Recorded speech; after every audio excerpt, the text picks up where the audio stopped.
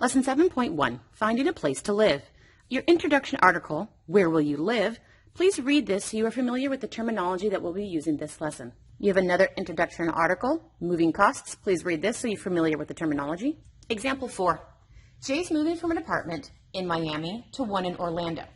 If Jay moves on a weekday, so here's his weekday move, he will need to hire movers for more hours of packing, loading, unloading, and unpacking.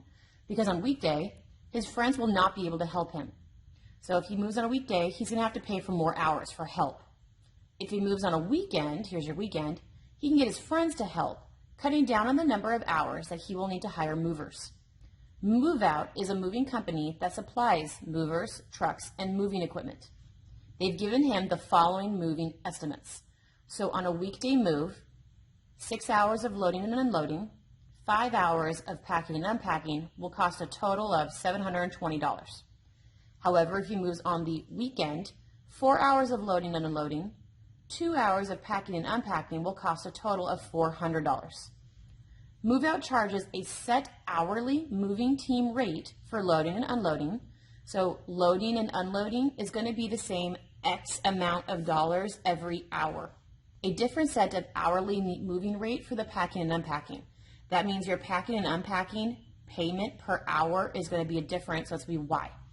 Wants us to determine the Move Out hourly rates. So let's go ahead and figure out his weekday equation. We know that he's going to be working for 6 hours, charging X amount per loading and unloading hour. So 6 hours of loading and unloading plus 5 hours of packing and unpacking, and that will give him a total of $720 due. Well, what about his weekend equation? He's got 4 hours of loading and unloading, and then 2 hours of packing and unpacking, totaling for $400. So I have two equations. If I can put these two equations into y equals, I'll be able to graph them and try and solve for x and y. So let's go ahead and solve for y. So on the weekday, my equation is y equals a negative 6/5 x plus 144. My weekend equation, solving for y. So I have my two equations where y, the number of hours worked, equals this, and y, number of hours worked, equals this. I have two different equations, the weekday equation and the weekend equation. We are going to graph them. So we're going to go ahead and graph these on Desmos. I used the provided Desmos link to access the graphing calculator. We are being asked to graph two equations. I'm going to type in equation number 1, and I need to type in equation number 2. Now I need to see where these two lines intersect. And so I'm going to move and I am going to zoom out until I can find both lines. And there I have it. I have two lines. And we're only worried about the positive y and the positive x, this quadrant right here, because having negative monies doesn't make any sense. So we're going to be concentrating on this first quadrant right here. And I want to pay particular attention to their point of intersection, which is this coordinate point right here. This is what they both have in common, which means this is the solution to our problem. So let's go ahead and take a look and write this on our notes. Now when we graph them on Desmos, we found this equation. We found our one line to look like this, our second line to look like this, and there was a point of intersection here. That point of intersection is the coordinate point 70, 60, where the 70 is the x, which represents how much you're charging per hour of loading and unloading, and the y is the 60, which is how much you are charging per hour of unpacking and packing.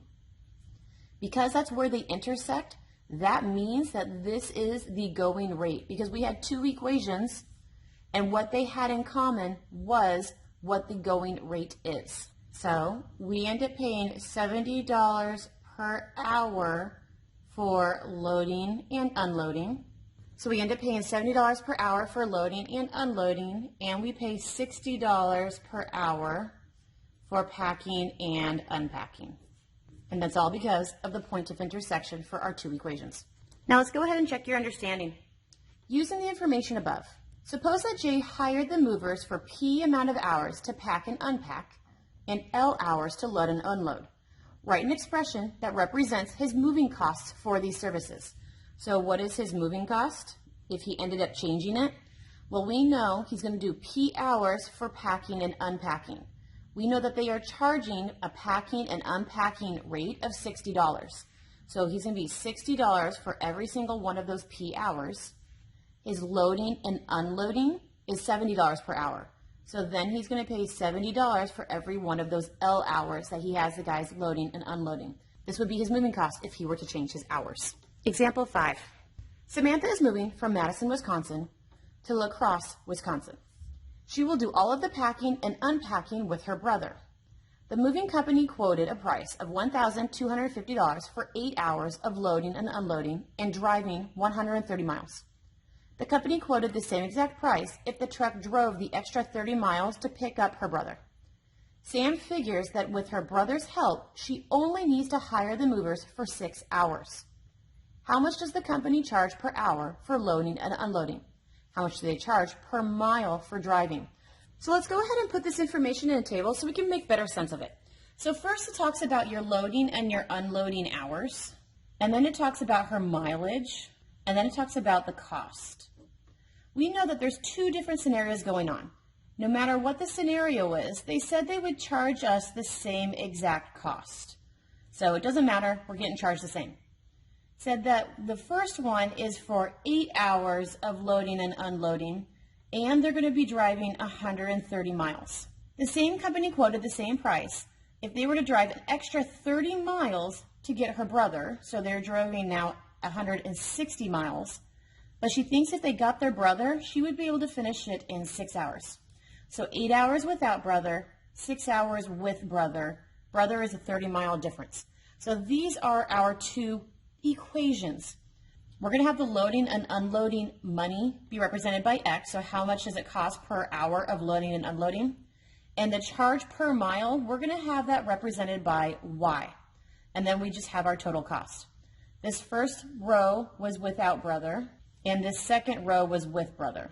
So this was us just gathering the information from the paragraph above. Now using these 2 scenarios, we can come up with our 2 equations. So the first equation is 8 hours at X dollars per hour, 8 hours at X dollars per hour, plus 130 miles charged Y dollars per mile, and that's going to be us $1,250. So the next equation is 6 hours at the X rate of loading and unloading, plus 160 miles at the Y rate per mile, and that gives us the $1,250. They're charging us the same amount. Now we could go ahead and solve this by graphing like we did in the last one, but we don't want to solve this by graphing. We want to go ahead and solve this by elimination.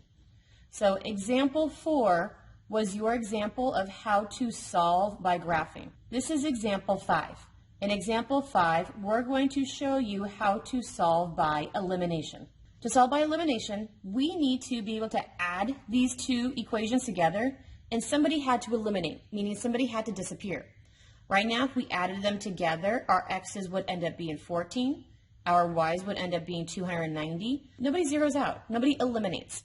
So we need to be able to figure out, do you want to eliminate your x's or do you want to eliminate your y's? Let's go ahead and eliminate our x's. So what do 8 and 6 have in common as a multiple? 8 and 6 can both be turned into 24s. So I need one of them to be a positive 24. I need the other one to be a negative 24. So when you combine them, they zero out, they eliminate. So I am trying to change this 8 so that it will look like 24. And I want to change the 6 so it looks like the negative 24. To do that, to turn 8 into 24, we would have to multiply this entire top equation by the number 3. To change the 6 into a negative 24, we would have to multiply the entire bottom equation by a negative 4. Now the entire top equation is supposed to be multiplied by 3, so all 3 parts of the equation are supposed to be multiplied by 3. When you do that, this is your new equation. 3 times 8x is a 24x. 3 times 130y gives me a positive 390y. 3 times 1,250 gives me a positive 3,750. That's equation 1, giving us the 24 that we needed. Equation 2, everybody was supposed to get multiplied by this negative 4. So this would have given me a negative 24x. This would have given me a negative 640y. And this would have given me a negative 5,000. Now I need to add my two equations together, and you know you did it right because these x's will add together and give you 0. They eliminated. If we add these two together, I get negative 250y equaling. Add these two together, I get a negative 1,250. So what did we do? You have your brand new equations when you multiply them together. We then added them, and now I only have one variable left. My job is to solve for the only variable left. My only variable left is y. So I'm going to divide both sides by the negative 250. I end up getting y to be 5. So I just found y to be 5. But I also need x. I need to pick one of the original equations.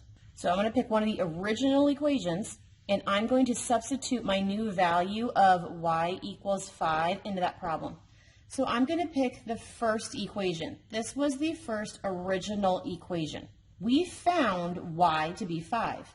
So instead of this y, I am going to write the value of 5 that I found. And when I do that, I see there's only one variable left. So you're going to solve for that one variable. When I do that, I find x to be 75. So I had my y and I have my x. So what is my final answer? My final answer is the xy coordinate point that these two values give me. So my x was 75 and my y was 5. The x is supposed to represent how much they charge per hour of loading and unloading. So it is $75 per hour to load and unload. And the y is supposed to represent how much they charge you per mile. And so it is $5 per mile. Check your understanding. If you graph the two equations from example 5, the example that we just did. So we had equation 1 and equation 2. Let's go ahead and put both of these into Desmos and see what we get. I used the provided link to access the Desmos graphing calculator. And now I need to type in my two equations. So this was equation number 1 that we came up with. And this is equation number 2 that we came up with. And their solution is the point of intersection. And I see that a point of intersection is occurring right here. So this is the point that I am interested in. We're going to go ahead and draw this on our notes and take a look and see how does this compare to the other answer that we've already found. When we put both of these into Desmos, you got a graph that looked like this. And your point of intersection was the coordinate point 75, 5, which is the same exact answer that we got when we did the elimination method. So it's asking you, what's the point of intersection? It's the coordinate point 75, 5. So we got the same answer when we solved by graphing or by elimination. So both methods gave you the same coordinate point, which gave you the same answer in the end.